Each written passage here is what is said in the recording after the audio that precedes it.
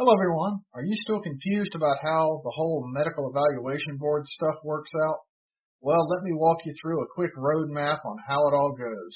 Stay tuned.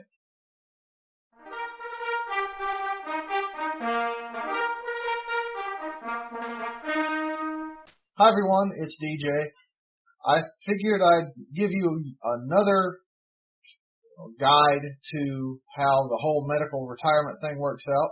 This is actually in response to a follow-up question from Mike, who gave me some good questions from a few weeks ago.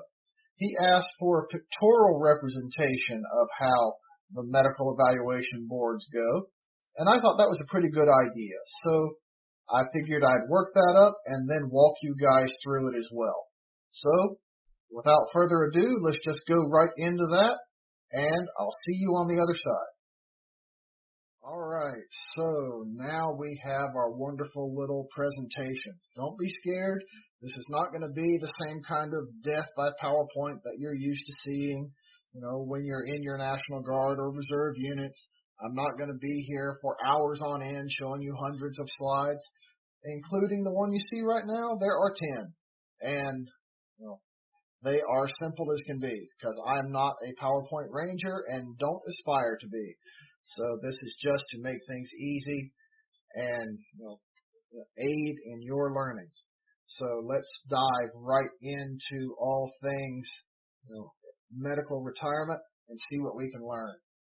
First of all, as I'm sure you gleaned from my introduction, I'm not trying to give you a comprehensive lesson in medical evaluation and medical retirement, just a basic summary so that you have an idea of what to expect if you're about to go through this yourself, or if you're trying to give someone else an idea. In fact, show them this video so they can learn it for themselves.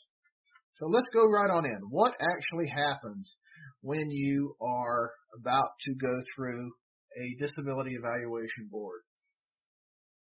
Well, it all starts out with having medical issues. We all have them, and some are worse than others. But the big thing is we need to get them fixed. So naturally, we go through medical care and we hope that over time our problems are healed and we can return to duty. That is the thing we're after most of all. That's what our units want. That's what we want. That's what's best for everybody usually. So the question is always, are you fit to return to duty? If the question is no, correction, if the question is yes, then say yippee, you can return to duty. But what if the question is no? Well, in that case, you have reached what in the Army is called a medical retention decision point. If you are not fit for duty, then we have to ask some other questions. You're not fit for duty, so what do we do with you now? So the next question that we ask is, do you have any service-connected injuries or other maladies? If the answer is no, then we move on and ask, do you or does the member have 15 or more qualifying years of military service? If the answer to that is no, then the only option here is discharge. But hopefully, at least from my standpoint as a retirement services officer, we can say the answer is yes. And then that member can be transferred to the retired reserve. Now, what comes next is not always service connected, but typically is. There's a slight chance that you could have what follows next without service-connected injuries, but it is very slight. So if the answer to service-connected injuries is yes, then we ask more questions. Does the member wish to be discharged or to choose to go through the integrated disability evaluation system? This is a choice. You are not forced into one or the other. If you choose discharge, then those same questions as earlier are asked. If you choose to go through the disability evaluation, then we then ask, or then we start it all. Now you've traveled through this labyrinthine journey, and you're afraid of monsters coming out and eating you, and there's confusion everywhere. No, it's not really that bad. Trust me. I'm going through it myself, and it is not as bad as people make it up to be. So this first phase is called the medical evaluation board phase. When this is going on, you are referred to IDES, the Disability Evaluation System, and assigned to a Physical Evaluation Board Liaison Officer, or PEBLO, and to a Military Services Coordinator, or MSC. The PEBLO is your guide through all things with your branch of service. This person helps you set up appointments, assists with a lot of the voluminous paperwork, counsels you on benefits, a whole slew of things just to make this understandable. The Military Services Coordinator assists you with all things Veterans Administration. So everything VA you get from the MSC. Now, I will say as a warning, since I do like to poke fun at both of these groups of people, and it is valid warning for every reservist going through these procedures, that the PEBLOs and the MSCs, despite their best intentions, are trained to think in an active duty mindset. They are not necessarily trained to think about reservists and how service benefits differ for them. So it's often a good idea to take whatever you hear from a PEBLO or an MSC and maybe bump that up against some advice from a retirement services officer. Just good advice. So anyway, you're assigned to these people, and they assist you with claim development. They help you develop a list of all the problems that you have, whether or not they are service connected. You get them all evaluated.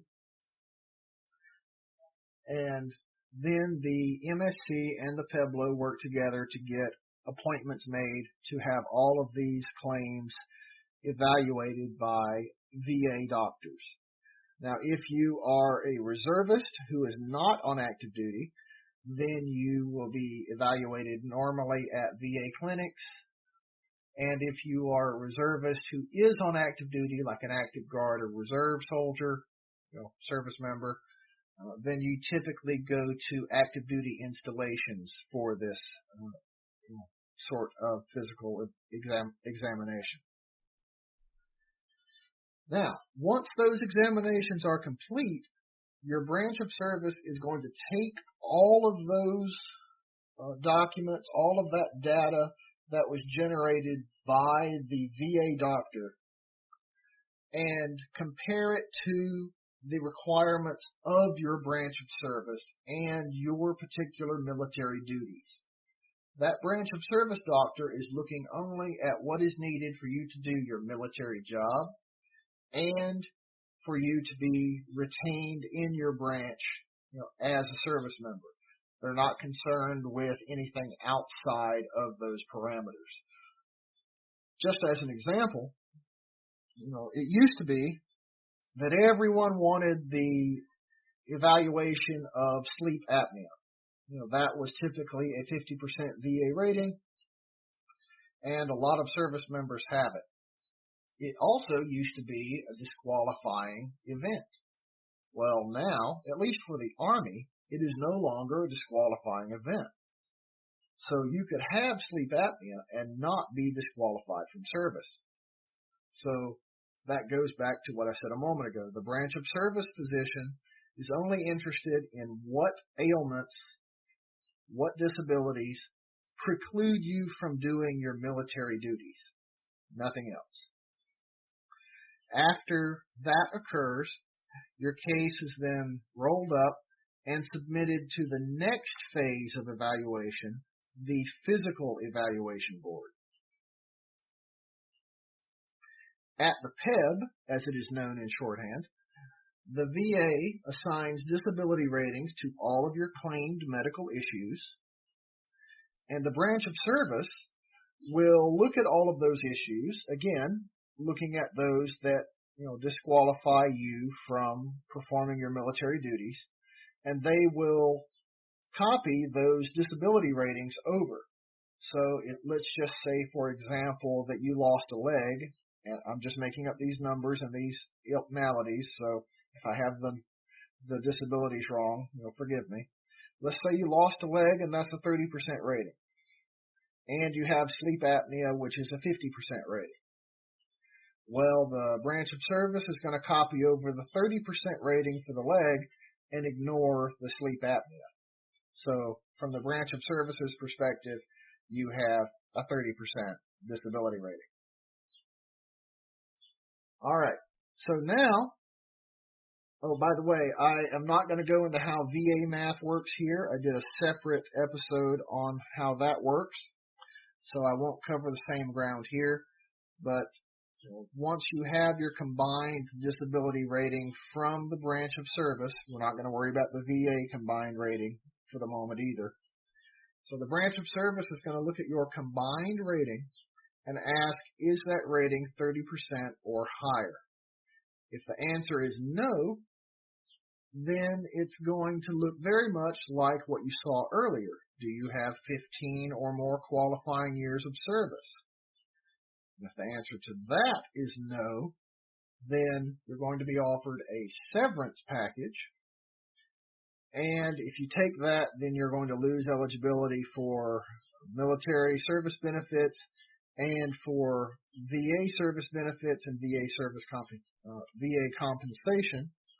However, you can receive VA compensation if you repay the severance. Now let's move back. What if you do have 15 years of qualifying service? Well, then it becomes, like you saw much earlier, you can be transferred to the retired reserve and receive retired pay and service benefits when you hit the right age. All right, now let's go back up to the middle of the slide here. What if your combined disability rating is 30% or higher? Well, now we're going to ask, is your medical condition stable? Is it getting worse? Is it getting better? Is it going to stay the same? How is it? So if the answer to the stability question is no, then what will happen is you will be placed on the temporary disability retired list. This is essentially a temporary holding cell while the military waits for more information about your condition. Now, let's say that your condition is stable, then you go to the permanent disability list. I'm going to come back to the temporary list in the next slide. All right, so now we're talking temporary list again. When you're on the temporary disability retired list, you are immediately retired. There is some time for clearing your unit and out briefings and things of that nature, but essentially you are immediately retired with immediate retired pay, and the minimum amount of retired pay you can receive is 50% with a maximum of 75%. This is subject to an offset from the Veterans Administration, so whatever you're receiving from the VA will offset the military pay dollar for dollar.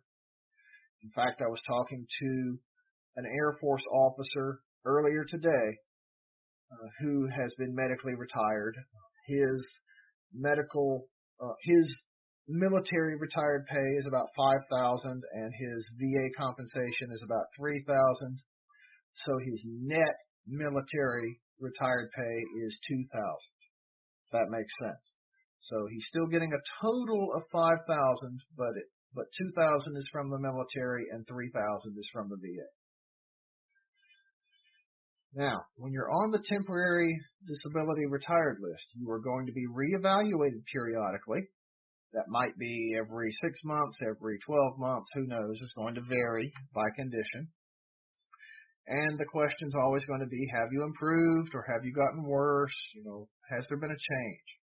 If the answer is no, then The next question is going to be, have you stabilized? And if the answer to that is no, then the next question is, have you been on the temporary list for 3 years? That is the maximum that you can be on the temporary disability list.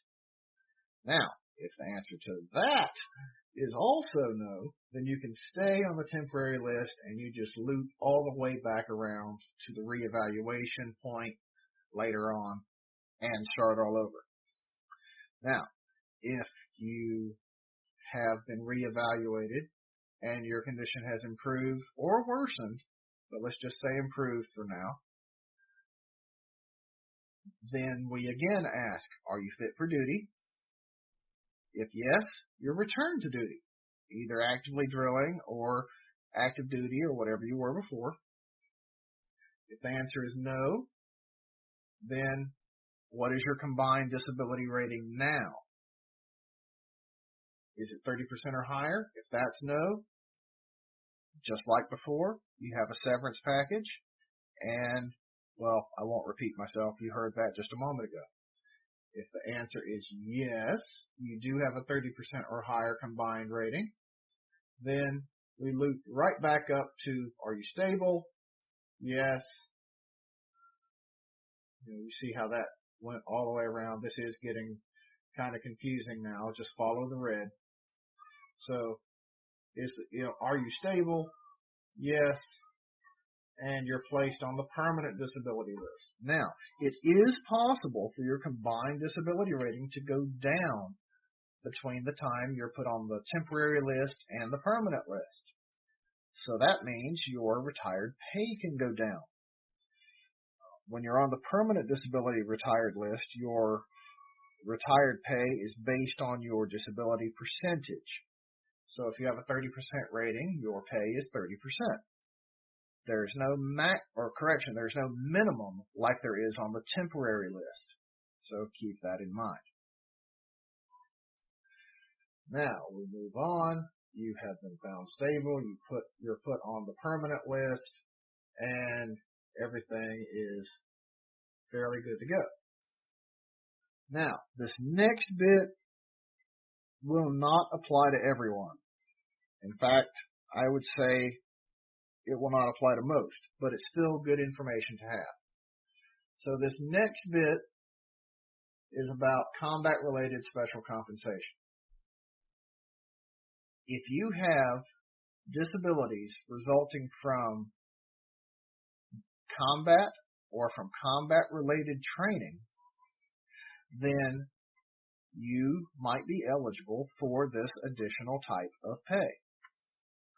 So, next, if you have combat-related injuries or you have injuries as a result of combat training, or you do not have combat-related injuries or combat resulting from combat training, then obviously you do not apply for this type of compensation. But if you do have these types of injuries, there's a very critical question that needs to be asked first. If you do not have the answer to this next question as yes, then you do not qualify for this compensation, at least not yet. Is the member receiving military retirement which is being offset by VA compensation? A lot of people are applying for combat-related special compensation before they are applying for their military retirement. And that disqualifies them from CRSC, this special compensation, from the beginning. They have to do everything in the right order. It's just the way of things. So let's say the member does have military retirement offset by VA compensation. Then my recommendation is that member locates a retirement services officer and requests that person's assistance in applying. The application for combat-related special compensation can easily be messed up, and I recommend getting someone who is experienced with these things to assist. Don't try to do it yourself. Now, let's back up. Does the member have military retirement being offset by VA? If the answer is no, then the simple answer is apply for retired pay. It's just that easy. In fact, if you contact that retirement services officer, that person can help you out with that part as well. In fact, you could probably work on both at the same time, and the RSO can just sit on the special compensation package until you have that VA offset happening. You can work that out with the RSO. Now, one thing to keep in mind, back to the question of military pay being offset by VA. Combat-related special compensation applications are going to be rejected by your branch of service without review if you do not have retired pay offset by VA compensation. It's just that simple. It stinks. It makes people mad. It causes confusion. But unfortunately, that's how it is right now. So please keep that in mind. Please take this advice to heart and learn from it. And believe it or not, that is the end of my presentation. I told you it would be short and sweet. Let's go back to my big bald head. And welcome back to my big bald head. So hopefully that was easy to understand. I'm hoping that this was a useful tool for you and that it furthered your understanding on how the whole disability evaluation system works. If it did, or if it did not, then please drop a comment to me. Let me know what you think of this episode, of this presentation. Was it useful? Was it not? Was it confusing? Was it informative? Let me know. I can't read minds yet. I'm working on it. Alright, so that's all I have for this week. Let me wrap up.